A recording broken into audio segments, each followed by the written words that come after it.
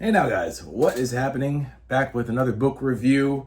Let me just adjust that a little bit. Have to adjust my camera there. All right, hey, what is up guys? Back here with volume 4 of Iron Man, The Fury of the Firebrand, covering 1970 to 1972, issues 25 to 46 of Iron Man and issue 73 of Daredevil. Written by, yes, we have, of course, Archie Goodwin's last run. Archie Goodwin did issues 25 through 28. And then he gets replaced first by Alan Brodsky for a few issues before Jerry Conway takes over with issue 35. Yeah, so that's about like 29 to 34. We have Alan Brodsky. Also, Alan Brodsky assisted in the plot for Iron Man 35. And then it crossed over with Daredevil 73 and then back to 36 of Iron Man. But those were written by Jerry Conway.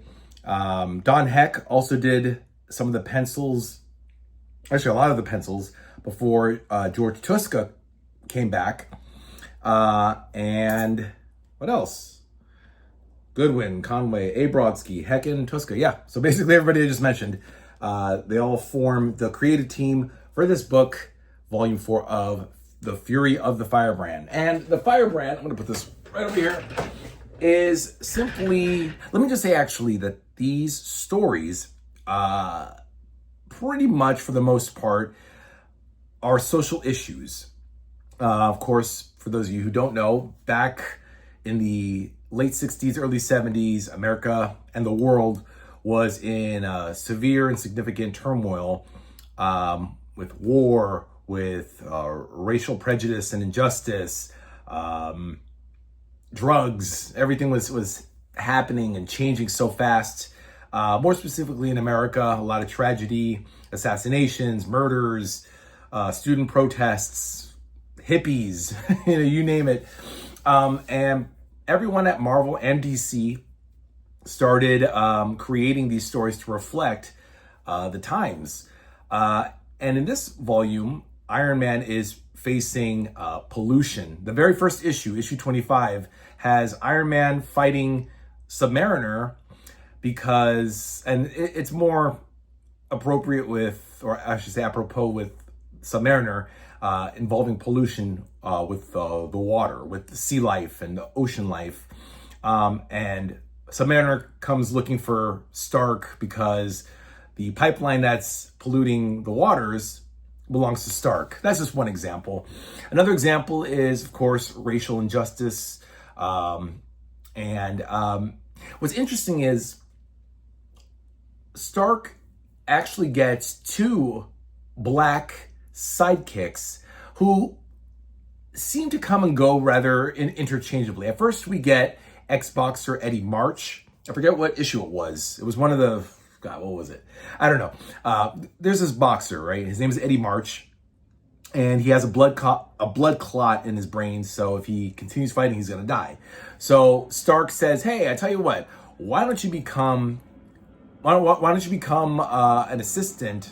No, not an assistant. What did he become? He just said, "Come work for Stark. Come work for my company, Stark Industries, and we'll put you to work and whatever. Oh, by the way, I'll have you be Iron Man for me while I'm Tony Stark." So before James Rhodey Rhodes, Eddie March was the first Iron Man. Yeah, you know what I'm thinking of?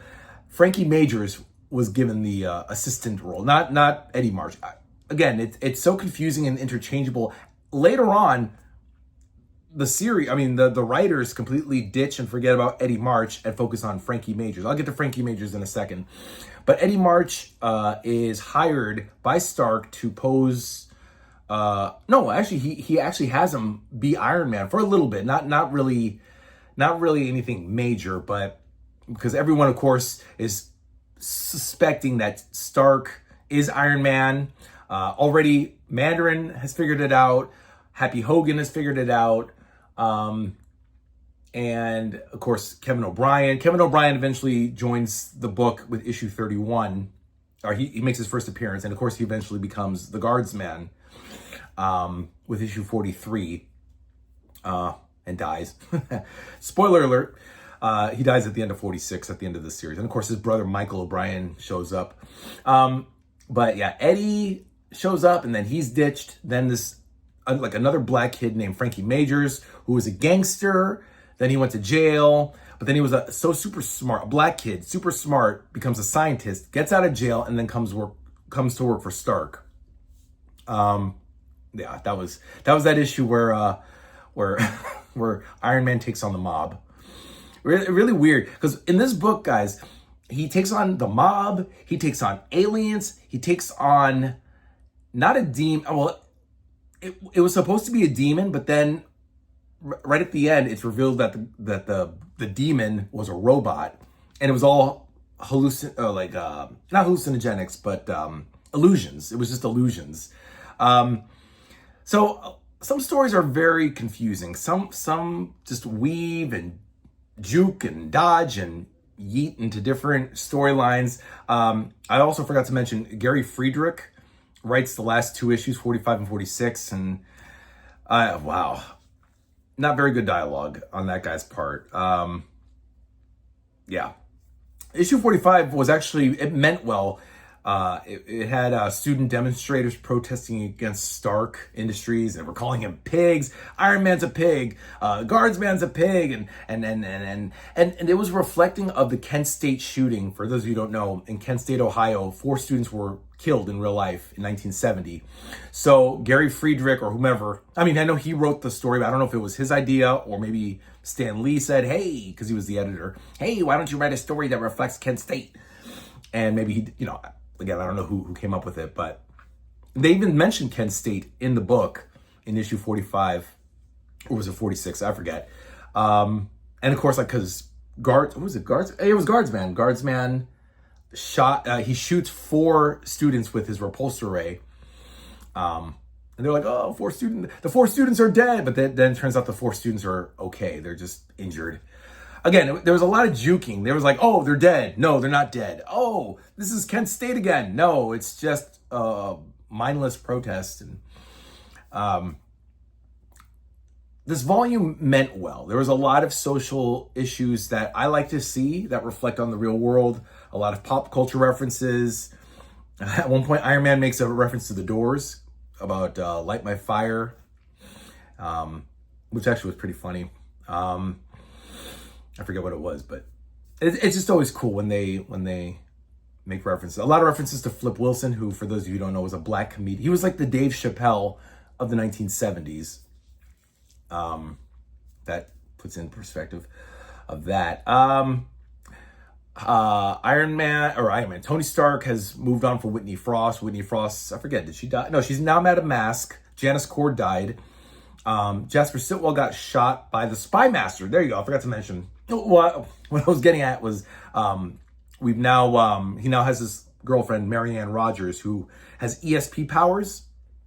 And I don't know if she's a mutant. I think she's a mutant because she has these ESP powers and she can predict and see visions. And she's a bit of a pain in the ass, but she's a pretty blonde chick. And Stark proposes marriage to her. So we'll see where that goes. Yeah, so what was I going to say? Janice Cordet. Wait, I just lost my train of thought.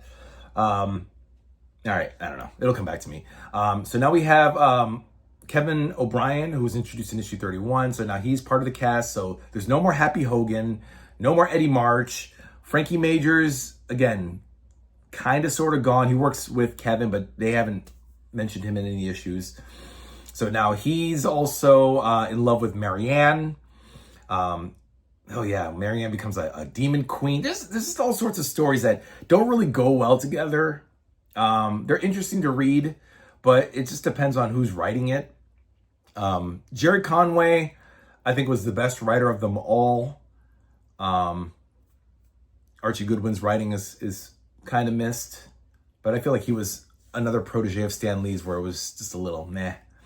But yeah, overall, guys, it's a socially conscious volume, a group of storylines, early 70s stuff. God, I feel like I'm forgetting something. What else? What else? Enemies. Let's talk about enemies. No Mandarin. Wow. But there was a dude called the White Dragon who was, you know, the Timu version of Mandarin. And of course I did that stereotypical Asian accent. Guardsman is now around, although he died towards the end. No Titanium Man, no Crimson Dynamo.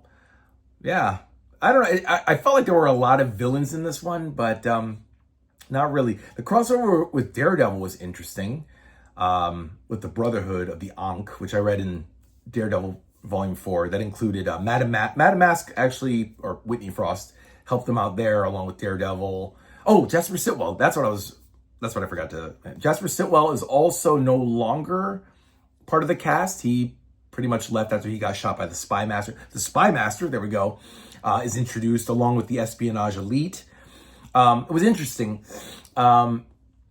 He was introduced in issue 33. 33, 34, it was a two-part storyline involving the Spy Master and the Espionage Elite.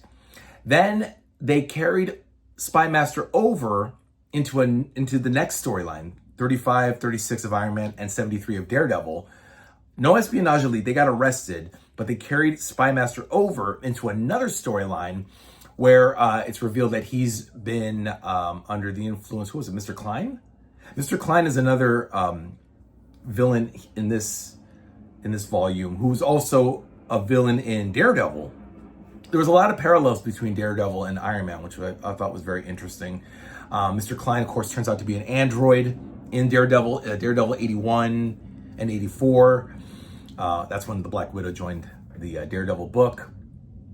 But no mention of Daredevil other than, oh, Mr. Klein is a baddie over there. That's pretty much it. Now we're going to get, I'll just show you guys, Volume 5 of Battle Royal is actually going to have, where is it? Right here. Right here. Volume 5, this is going to be my next book, Volume 5 Battle Royal, covering 1972 to 1974, issues 47 to 67 of Iron Man. So 21 issues there. And Mike Friedrich, no relation to Gary Friedrich, even though they have the same last name. And I don't know, I think his writing was also pretty mid. You know, he did a lot of Fear, the Fear comic book with Morbius. And yes, George Tuska is still the penciler on this volume. So that's going to be pretty cool. Submariner on the back. Iron Man can't get away from this sucker. But yeah, guys, that's pretty much it. Overall, a good book. Again, socially conscious. Decent enough writing. Oh yeah, I forgot. Herb Trimpe also did the pencils for issue 39. He also did the inks, which were atrocious. Like, it was Gil Kane atrocious. Somebody asked me about George Tuska. So if you're seeing this, my friend, George Tuska is actually a very good penciler. And like you said, when you wrote in the comments, Vince Colletta is a terrible inker. He's a very lazy inker from what I've heard, especially like on Thor and stuff. So George Tuska is a very good penciler, provided that, and this is for any penciler, provided that they're paired up with a very good inker. Herb Trimpe, unfortunately, with issue 39 of Iron Man, was not very good. It just looked very sloppy and very un-Trimpe-like, because I actually do like Herb Trimpe's pencils. Yeah, so that's it, guys. That was, in case you forgot, Volume 4, The Fury of the Firebrand. The Firebrand, by the way, is, he makes his first appearance in issue 27, and that's where actually the racial storyline is. I assumed Firebrand he's not in this one. Oh, this is issue 29, by the way, which deals with Spanish political refugees, which again was another hot button topic back in those days, and this is what this covers from issue 29. Issue 27 was the first appearance of Firebrand, and he's getting all these black people all mad. They're trying to build a community center, and all the black people are like, no, we don't want that shit. Oh my goodness, no, we don't want that. So, and of course, Tony has to deal with that bullshit, racial issues and injustice. So read it, guys. Read it for the social commentary. Issue 45 and 46 has demonstrators and protesters. We got pollution stories with the Submariner in issue 25. We got crazy crossover with Daredevil and Madam Mask is now good. Jasper Sitwell's no longer on the book. He's quit. Spy Master, Mr. Klein. Marianne Rogers is his girlfriend. She has crazy ESP powers. No Happy Hogan, no Pepper Potts. And oh yes, and the board of directors at Stark want to take away the company from Stark because he is the dude. Simon Gilbert is a piece of shit, piece of crap. And Guardsman is dead. No Kevin O'Brien. All right, that's pretty much it, guys. Let me know what you guys think in the comments down below. Like, subscribe, or don't, whatever. But please continue reading your epics. I read them so you don't have to, but I encourage you to do it because they are fucking awesome. This is going to be the next book, guys. Battle Royal, Volume 5 of Iron Man. Dig it. See you guys next time. Bye.